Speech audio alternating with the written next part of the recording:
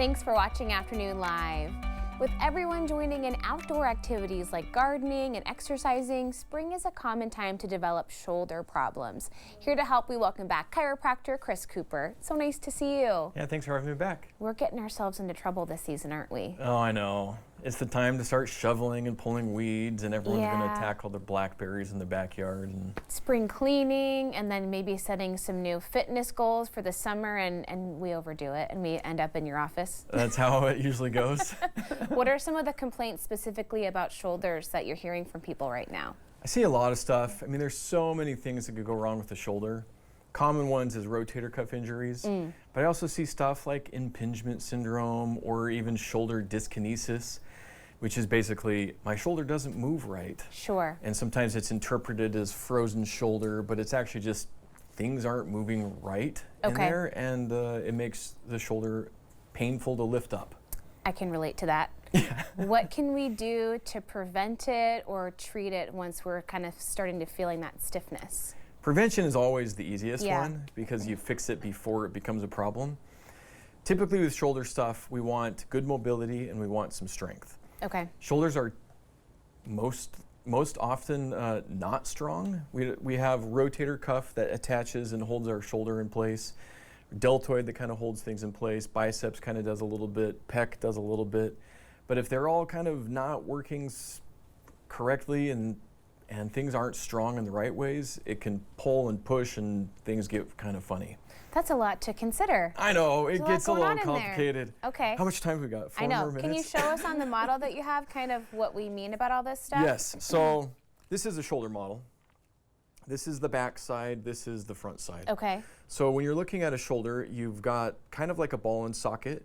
The socket is your shoulder blade, and the ball is your actual humerus, your arm bone. Okay. But then consider you also have your collarbone that attaches into it. So this would be someone's right shoulder. And so all these little, translucent orange things represent either ligaments or tendons. And so something like this, if you see these tendons kind of go through here, there is a little hole, a space for this to fit in through. Okay. Oftentimes when we use our shoulder incorrectly, it can pinch on these tendons and over time either lead to an injury or a tear or something like that. Okay.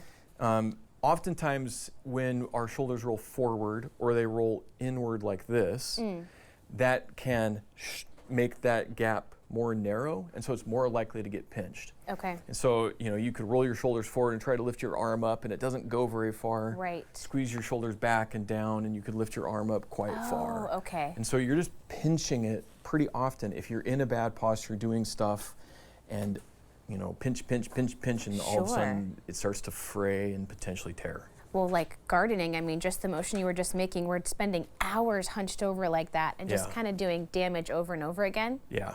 So sometimes easy thing you could do is set your shoulders before doing painful shoulder activities, especially if it hurts, you notice the pinch.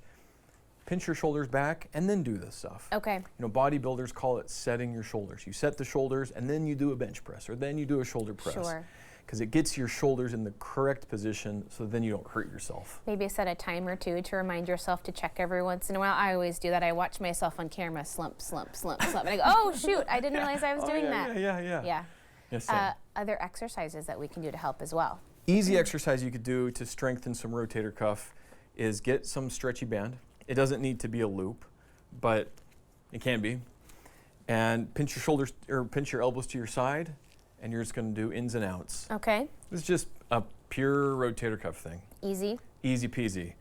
You can get more complicated, and if you do have actually a shoulder injury, I would consider asking a PT or a sports chiropractor for some advice. Okay. But there are a lot of things you could find online too about rehabbing your own shoulder, because shoulders are rehabbable. Sure. Sometimes they're not, but a lot of times they are. Is there a certain point to kind of know when you should be more concerned, or maybe there's a deeper issue? If it starts getting weird, a lot of times people will come to me and their shoulder hurts, they can't lift it up. Their doctor has diagnosed them with frozen shoulder, and so they're like, I don't know, is there any way I could fix this? It turns out their shoulder is just weird. It's funny. And so getting a professional to look at it all can sometimes fix something that isn't that big of an issue. Okay. And so that might be a way to go around Okay. it. I'm sorry, I'm battling a tickle in my throat. Thank Oh, you you're so good. much. It's always so nice to see you. Great Yeah. advice as always. For more at-home tips from Dr. Chris, just head to our website at katu.com and we'll link you.